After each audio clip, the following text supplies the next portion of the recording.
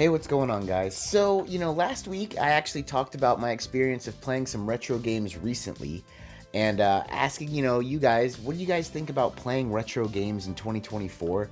Got a bunch of weird responses, a lot of which, especially on social media, were people who obviously didn't watch the video at all. But hey, that happens. That's the nature of the beast, right? But, I was thinking about it.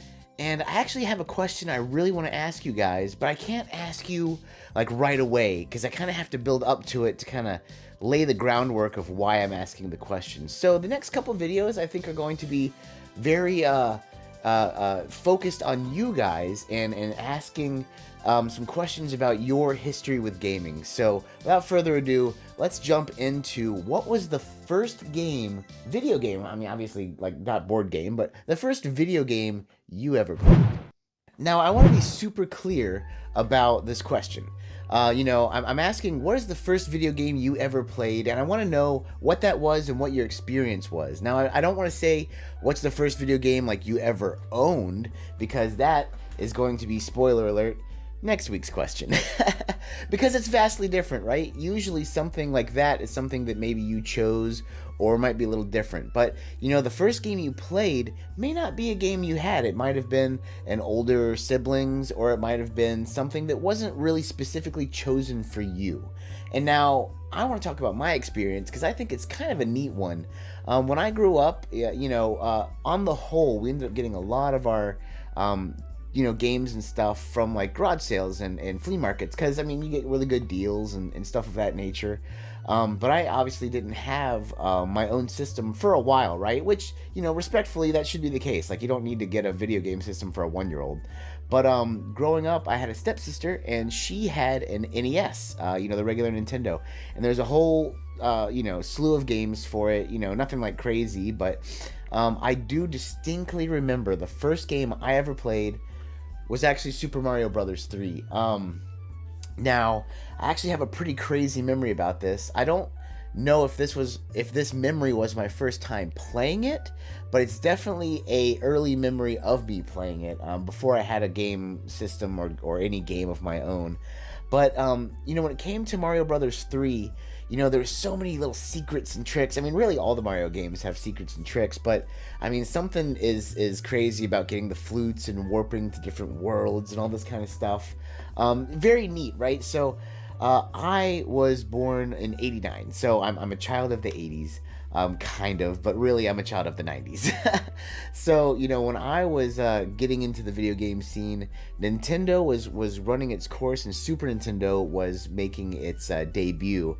So this game would actually probably be, not as big as something that came out very shortly after. However, I had to have been definitely before elementary school, so sometime before 94, 95 is when I played this game. And it was the jams. Now, the memory I have of this game, I have a bunch of memories of this game, but the one that really stands out to me is I was hanging out with my best friend at the time, and this was the first night that I ever stayed up the whole night. I mean, we played this game, literally started playing it at night in the living room, and the next thing you know, the sun was rising, and I had never stayed up all night before. I mean, I'm sure when I was a baby I cried all night or something, but you know what I mean. Like as a cognizant human, I had never made the decision to stay up all night and do something. Granted, we got in trouble in the morning when my parents woke up and said, "Are y'all literally still awake, or did you wake up early?" And us, not being liars, said, "Oh, we stayed up all night," and we got a little bit of a reprimand, but it was awesome. I remember staying up all night and just doing fun stuff. Mainly what we ended up doing is, we weren't good enough. I mean, we were not 5 yet, right? We were like 4 or something. It was right before we were in elementary school.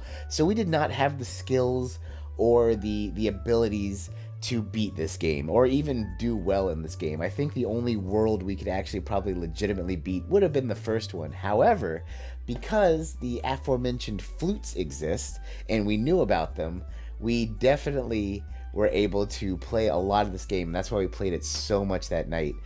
We would teleport to the different worlds and just see, what they were all about. Big, small world, That one was really cool, where you'd go through and all the turtles were just gigantic, and all the Goombas were just massive. I remember we'd try to make a pit stop to the ice world because we were playing that one time. That's when we found out there was a hammer suit where you could throw hammers, so you could finally get back at those jerks who are always getting you, right? And then I remember we would teleport to the third level, the third world rather, the water world, and get the frog suit. And you're so slow on land, but in the water you're super duper duper fast. It was such a fun night, but I remember the majority of the night was spent trying to beat the final world. Basically, we would just get some items and then teleport straight to the final world and try to beat it, right? So, you go, and if you haven't played it, or if you have played it, the final world, the first 2 levels are like a big tank and a big boat that's super long that you just have to go. It's like an auto scroller. You have to make your way through it. And then you go through, there's 3 levels that if the timing is right, it's really basically random number generator luck, but if RNG is on your side, you will just slide through them and not have to play any of them, but you never know what's going to happen. Then there's an airship level, and that's its own thing, where it's like an auto scroller, like the first 2, the boat and the tank, and it takes you all the way through the air. And then there's the actual world itself, the dark world before Bowser's Castle. So once again, we're not very good at video games at this point because we're quite young. And I remember, we kept trying and failing and trying and failing. You'd beat the first world and get the P-Wing, where you could just fly forever, and we'd use that to beat the tank stage. Then we realized on the boat stage we're screwed. So then we had to get good. We just practice and practice and practice on the tank stage, to where we'd beat the tank stage, and then we used the P-Wing on the boat stage, and then, at that point, now we're screwed in the next part. So by the end of the night, by the time the sun was rising, we had figured out how to consistently, not that we would not die, but consistently beat the tank and the boat without having to use the P-Wing. We would skate through those 3 levels. Usually you could beat those, they're not too bad. But then we'd use the P-Wing on the airship and make our way. We just fly through that level because it's just too hard for us. So we got to where we could get to the actual levels that were the dark world of Bowser. And at that point, that's where we couldn't get any further.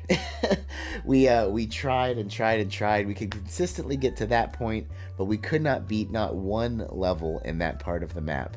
And I will say that, it's stuff like that is what really sticks out to you. You know what I mean? It was a challenge, and it was really hard. And, nowadays I can beat the game, and I have beat the game.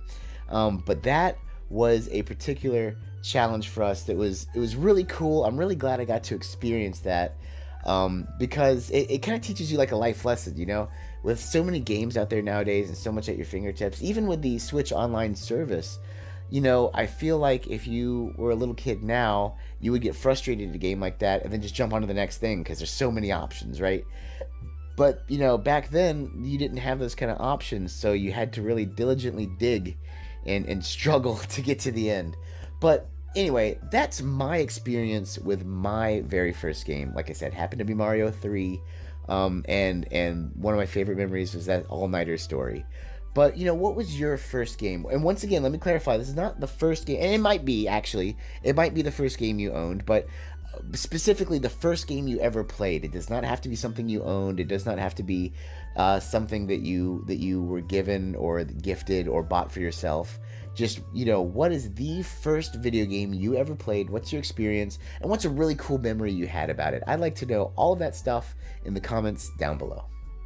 And hey, that's going to do it for us today, guys. Once again, thank you so much for watching. Thank you so much for subscribing. If you haven't, please do. That would be fantastic. Like I said, this is going to be leading up kind of 2 videos because there's a big question I want to ask, but I kind of got to get there first. So please stay tuned next week and the week after. That's the important one for me.